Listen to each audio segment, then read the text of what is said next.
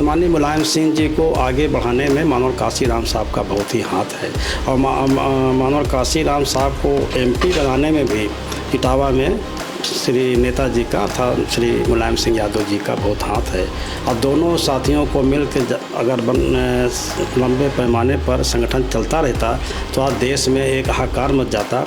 और जो इसकी मजबूरी है, डॉक्टर BR अम्बेडकर ज़रूरी है, ये देश की मजबूरी है। जो परम पूज्य बाबा साहब अम्बेडकर को लेकर चलेगा और लेकिन परम पूज्य बाबा साहब अम्बेडकर को लेकर चलने वाले दूसरे हैं, बाबा साहब अम्बेडकर की बात मानने वाले दूसरे हैं। मोदी जी तो कह रहे हैं कि समाजवादी पार्टी वंचितों अपेक्षाओं की वो कार्य नहीं किया, संगोल पर आप फालतू का बोल रहे हैं। देखिए देखो, बहन जी को तो मैं समझता हूँ बहन जी को कहना चाहिए कि सिंगोल नहीं होना चाहिए, क्योंकि धर्म का प्रतीक है, संविधान जो है कानून का प्रतीक है।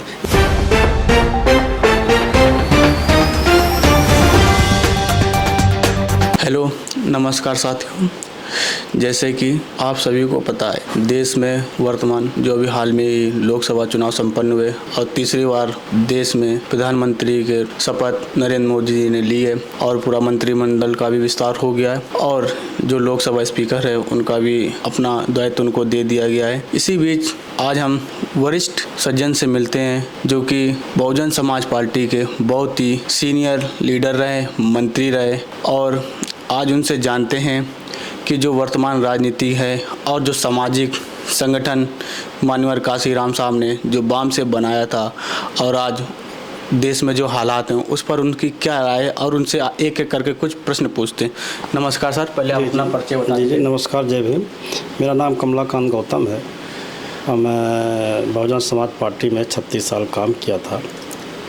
उत्तर प्रदेश में 2007 में कैबिनेट मंत्री भी बनाया गया, दल विधान परिषद में दल का नेता भी था और कुछ समय के लिए मैं स्पीकर भी था।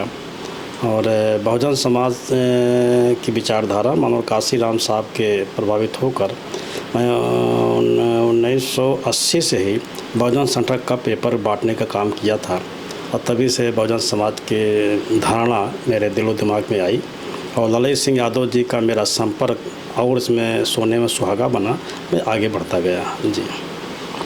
अच्छा, आपसे एक चीज़ जानना चाहते हैं, जैसे ये जो इलेक्शन हुआ और आप बहुत ही सीनियर लीडर रहे बसपा में, 37 साल आपने बताया, जो आज बसपा का जो जनाधार प्रदेश में और देश में बचा है, क्या लगता है जो माननीय काशीराम साहब ने एक विशाल मूवमेंट जो तैयार करा था देश में, जो शोषित वंचित जो तबका था, जिनको कभी आज़ादी नहीं थी बोलने की, चलने की, सम्मान से जीने की, उनको एक सत्ता तक पहुंचाया, आज वो पार्टी कहां पर पहुंच गई, इस पर आप लोगों को क्या लगता है कि आप उससे नेता रहें, आज आप उसमें नहीं हैं, क्या आप लोगों को महसूस होता है? देखिए, माननीय काशीराम साहब जो है डॉक्टर BR अम्बेडकर, बहुजन समाज के महापुरुष ज्योतिराव फूले, साहू जी महाराज, EV रामास्वामी नायकर, ऐसे महापुरुषों को लेकर माननीय काशीराम साहब की विचारधारा आगे बढ़ी और माननीय काशीराम साहब ने बहुजन समाज पार्टी की स्थापना की, जिसमें सबसे पहले इसका नाम है बहुजन आया है। सुश्री बहन मावती जी उत्तराधिकारी बनी। बहन जी ने 3 बार BJP से संबंध स्थापित करके 3 बार मुख्यमंत्री बनी और चौथी बार फुल फेस की बहन जी की सरकार बनी। जैसे कि पहली बार जो बहुजन समाज पार्टी की सत्ता में आई 1993 में मुलायम सिंह और काशीराम जी द्वारा, आपको क्या लगता कि मुलायम सिंह यादव जी को मुख्यमंत्री किसने बनाया था? देखिए, चर्चा और विषय है। देखिए, माननीय काशीराम साहब ने बहुजन समाज की बात कही तो बहुजन समाज की बात में SC, BC, अल्पसंख्यक और दबे कुचले लोगों की पार्टी बनी थी। तो माननीय मुलायम सिंह जी को आगे बढ़ाने में माननीय काशीराम साहब का बहुत ही हाथ है और माननीय काशीराम साहब को MP बनाने में भी इटावा में श्री नेताजी का था श्री मुलायम सिंह यादव जी का बहुत हाथ है। और दोनों साथियों को मिलकर अगर लंबे पैमाने पर संगठन चलता रहता तो आज देश में एक हाहाकार मच जाता और जो बहुजन समाज जिसको सदियों से ठुकराया गया, वंचित किया गया, पिछाड़ा गया, इन लोगों के आगे ये बहुजन समाज बहुत आगे बढ़ जाता। लेकिन दुखद घटना हुई कि माननीय काशीराम साहब और श्री मुलायम सिंह यादव जी से संबंध विच्छेद हुआ और संबंध विच्छेद होने के बाद ये घटना घटी।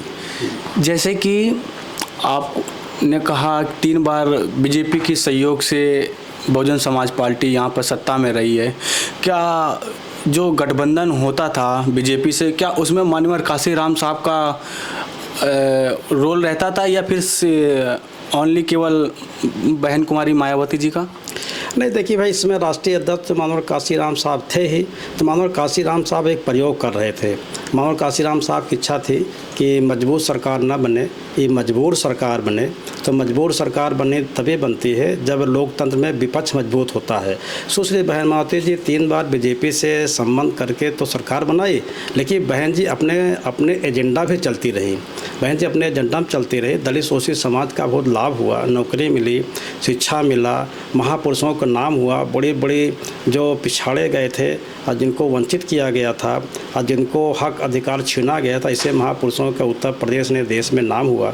अम्बेडकर स्मारक बना और आपके देश में नोएडा में इतना भयंकर माननीय काशीराम साहब के नाम से इको गार्डन यहाँ बना। बहन जी के राज्य में बहुत ही काम हुआ, बहुत अच्छा काम हुआ। हम लोग भी प्रभावित हुए। हम ऐसे लोगों को बहन जी ने कैबिनेट मंत्री बनाया, 2 बार एमएलसी बनाया, स्पीकर तक बनाया, दल का नेता बनाया। बहुजन समाज बहुत आगे बढ़ रहा था। सर, बात ये है कि जब इतना काम करा, सब कुछ करा, जब इस काम से समाज आगे बढ़ रहा था, तो फिर बहन कुमारी मायावती जी को बहुजन से सर्वजन और हाथी से गणेश करने की क्या आवश्यकता पड़ी? क्या इससे समाज को जो काशीराम साहब ने जोड़ा था 1585 कर के बताकर कि ये जिससे तुम्हारा संघर्ष है, इनसे दोस्ती नहीं हो सकती, और फिर उन्हीं को आपने दोस्ती कर लिया? क्या एक बहुत बड़ा ये भी कारण है कि आज हम 0 पर आ गए? हमारे महापुरुषों का कहना था कि भाई जिससे संघर्ष हो उससे समझौता नहीं होना चाहिए। लेकिन सुश्री बहन मायावती जी जब राष्ट्रीय उपाध्यक्ष के बाद राष्ट्रीय अध्यक्ष भाई माननीय काशीराम साहब के आशीर्वाद से बनी, तो बहन जी में कुछ तब्दील आया और तब्दील होने के बाद बहुजन को सर्जन किया। तो बहुजन समाज बहुत अच्छा नहीं समझता था। फिर तमाम ऐसे चीज़ें हैं बहुजन समाज के बारे में तब्दील होना, जैसे बहुजन संगठन पेपर बंद होना, और तमाम कम 135-40 लोगों, बड़े बड़े एमएलए, एमपी, मिनिस्टर, प्रदेश अध्यक्ष, राष्ट्रीय पदाधिकारी तो को बहन जी ने इनको निकाला। तो ये बहन जी की अपनी रणनीति थी, लेकिन समाज इसको स्वीकार नहीं किया। ना स्वीकार करने की वजह से ये हालत हुई है। आज जैसे बताते हैं कि आकाश आनंद जी बहुत ही, उनको बताया गया अनमेच्योर हैं, चुनाव के दौरान उन्होंने जो भाषण दिया, फिर उनको आज एक जिम्मेदारियां भी दे दी गई हैं, और उसी रूप में एक जो एससी समाज है उसमें से एक और उभरता हुआ नेता है जो चंद्रशेखर आज़ाद जी हैं।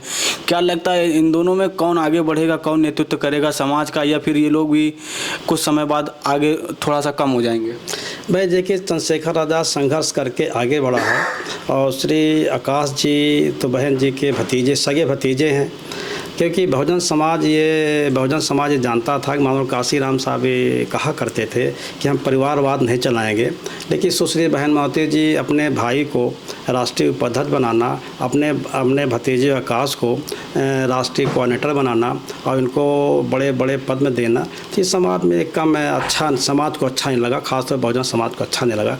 बहन जी इनको आगे बढ़ाती, अच्छी बात है। और जैसे आकाश जी ने अपने भाषण में कहा, जब पूछा गया, कोई पत्रकार ने पूछा था कि भाई चंद्रशेखर कौन है, तो इन्होंने, आकाश ने जहाँ तक संभवतः ये कहा कि कौन चंद्रशेखर। तो ये इतने मैच्योर तो होना चाहिए कि एक नेता जब बनाया गया तो आपको ऐसा नहीं कहना चाहिए, मेरा ये मानना है, ऐसा नहीं कहना चाहिए। ये कहने की प्रक्रिया हुई, और प्रक्रिया यहाँ तक हुई कि सांसद तक कि चंद्रशेखर जी पहुँच गए, और जिसको कहा, आकाश जी ने कहा कि कौन चंद्रशेखर, ये चंद्रशेखर तब पूरा इंडिया जान गया। अच्छा, क्या लगता है कि बहुजन समाज पार्टी पूरी तरीके ख़त्म हो चुकी, जैसे उत्तर प्रदेश में रिजल्ट आए? नहीं, बहुजन समाज पार्टी ख़त्म तो मैं नहीं कहूँगा, ख़त्म हो गई। बहुजन समाज पार्टी भी बहुत है, बहन जी के साथ इनके मानने वाले, जानने वाले हम लोग भी हैं। बहन जी के हम लोग सिखाए पढ़ाए लोग हैं, ऐसा नहीं है। बहन जी काम तो पूरा, बहन जी के सिखाए पढ़ाए लोग हैं कि माननीय काशीराम जी के? नहीं, हम देखिए, पहले तो माननीय काशीराम साहब थे, फिर बाद में बहन जी ने जब काम संभालना, बहन जी के माध्यम से तो हम लोग हुए। तो माननीय काशीराम साहब तो हमारे संस्थापक थे। माननीय काशीराम साहब विचार हम लोग प्रभावित हुआ, यही कारण कि माननीय काशीराम साहब के जो विचार को हम लोग ग्रहण किया। जब बहन जी में जो परिवर्तन होने लगा, तभी तो हम लोग पार्टी छोड़ने के मजबूर हुए। मैंने पार्टी इसलिए छोड़ा था।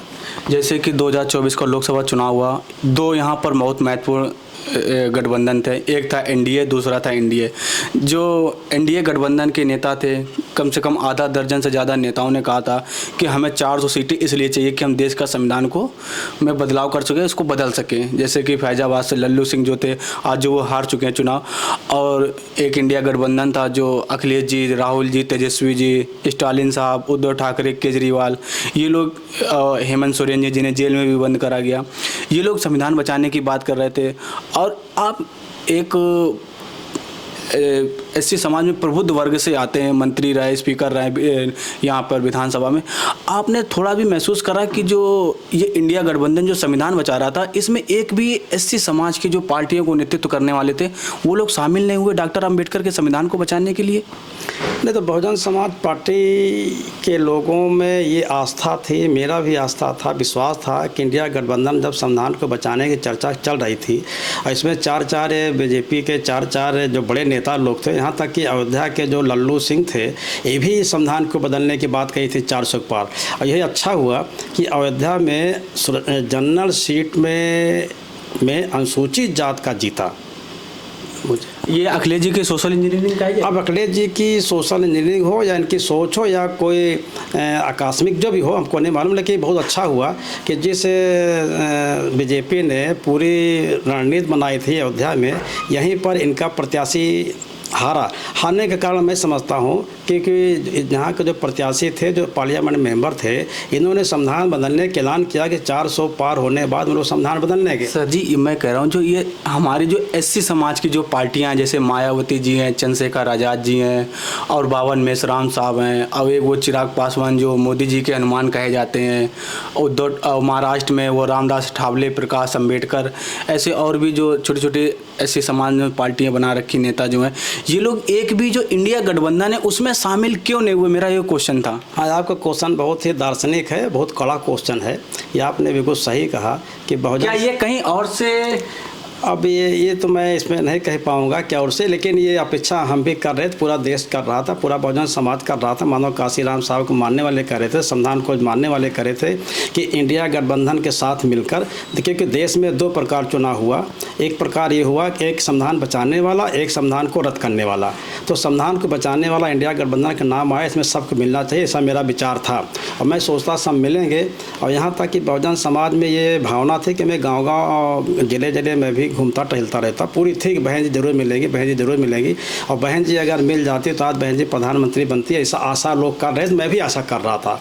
लेकिन अब बहन जी नेता है भाई, अपना फैसला जो भी कर। अगर मायावती जी भी इस गठबंधन में शामिल हो जाती, क्या लगता है उत्तर प्रदेश में बीजेपी की कितनी सीटें आती? नहीं, तो अगर बहन जी इसमें शामिल हो जाती तो हम जहाँ बीजेपी की सीट 10 या 12 आती, इससे ज़्यादा नहीं आती। अयोध्या बनारस भी मोदी जी हारे अगर मायावती जी 1.5 लाख वोट ना लाती तो? नहीं, तो अगर बनारस में मोदी जी इसलिए हारे क्योंकि मतलब 1.5 लाख, इस 1.5 लाख से जो हारे, मोदी जी को भाई बीजेपी के लोगों में 4 लाख 8 लाख से जीते हैं, लेकिन मोदी जी 1.5 लाख से जीते। ये भी बड़ा हैरान करने वाली बात है। केवल हैरान करने परम पूज्य बाबा साहब अम्बेडकर के संविधान को जो अपमान किया, देश इसमें बहुत नाराज़ था और सभी नाराज़ थे। अगर मोदी जी के जो प्रत्याशी लड़ाया गया कांग्रेस का, अगर मोदी जी के जगह पर कोई दूसरा प्रत्याशी लड़ाया जाता तो हो सकता है मोदी जी भी हार जाते। जैसे उत्तर प्रदेश और देश की तीसरी सबसे बड़ी पार्टी बन गई है समाजवादी पार्टी, क्या लगता है जो बहुजन समाज है वो एक तरफ समाजवादी पार्टी की ओर, जो अखिलेश जी का कहते हैं समाजवादी और अम्बेडकरवादी अब एक हैं, और बीजेपी को हम हटाएंगे प्रदेश से, क्या लगता है अब 27 का जो निर्णय होगा उसमें भी ऐसा देखने को मिलेगा? देखिए, देश की मजबूरी है, डॉक्टर B.R. अम्बेडकर जरूरी है, ये देश की मजबूरी है। जो परम पूज्य बाबा साहब अम्बेडकर को लेकर चलेगा, और लेकिन परम पूज्य बाबा साहब अम्बेडकर को लेकर चलने वाले दूसरे हैं, बाबा साहब अम्बेडकर की बात मानने वाले दूसरे हैं। बोलना और करना, मतलब करनी और कथनी, अगर परम पूज्य बाबा साहब अम्बेडकर के सही रास्ते पर चल गए तो देश में एक नज़ारा बदलेगा। जब देश का पार्लियामेंट बना और राम मंदिर की नींव रखी गई। इसमें जो एससी समाज से राष्ट्रपति थे, एसटी समाज से राष्ट्रपति द्रौपदी मुर्मू जी हैं, इनको मंदिर उद्घाटन में नहीं बुलाया जाता, जो पार्लियामेंट का उद्घाटन होता उसमें नहीं बुलाया जाता। ये क्या संकेत दे रहा था उस समय? क्या उस समय एससी समाज को ये संकेत आने लगे था कि अगर मोदी जी सत्ता में आएंगे तो देश हमारा जो हिंदू राष्ट्र की ओर ये बीजेपी कहती उधर चला जाएगा? देखिए, हिंदू धर्म शास्त्रों में बिल्कुल अंकित है कि जो 4 वर्ण बनाए गए हैं, 4 वर्ण तो बनाए गए, जो शूद्र समाज के लोग आते हैं इनको तो बनाया गया है, न मंदिर में जाने की इनकी परमिशन है, न मंदिर में घुसने की इनकी परमिशन है, न इनके धर्म के अच्छे स्थान को जाने की परमिशन नहीं। तो ये सब जानना चाहिएगा, हमारे पूर्व राष्ट्रपति भी जानना चाहिए। जब धर्मशास्त्रों यहाँ धर्मशास्त्र के माध्यम से यहाँ चल रहा है, धर्म का राज है। परम पूज्य बाबा साहब अम्बेडकर ने धर्मनिरपेक्ष कहा था, यहाँ धर्म का राज चल रहा है। तो धर्म के राज में स्मृतियों में बिल्कुल लिखा हुआ, धर्म पुस्तकों में लिखा हुआ है कि शूद्रों की क्या हालत थी। तो शूद्रों की जो हालत थी इसमें हो रहा, क्योंकि बीजेपी जो धर्म की राजनीति करती है। आखिरी क्वेश्चन है, जो देश की पार्लियामेंट ये 18वीं लोकसभा शुरू हुई है और उसमें एक सबसे बड़ा मुद्दा आपके लखनऊ से मोहनलालगंज के जो सांसद हैं आर.के. चौधरी, जिन्होंने एक लेटर जारी करा राष्ट्रपति जी को। उन्होंने कहा है जो ये सिंबल लगा है ये राजतंत्र का प्रतीक है, इसको यहाँ से हटाकर संविधान की प्रति लगानी चाहिए। आप अपने विचार क्या कहते हैं और देश के लोगों को क्या बताना चाहिए कि इसको लगा रहना चाहिए या फिर इसको हटना चाहिए? देखिए, बहुजन समाज पार्टी और समाजवादी पार्टी ने आर.के. चौधरी को टिकट दिया। आर.के. चौधरी बीएसपी के पुराने वर्कर हैं, मानव काशी राम साहब के जानने वाले वर्कर हैं।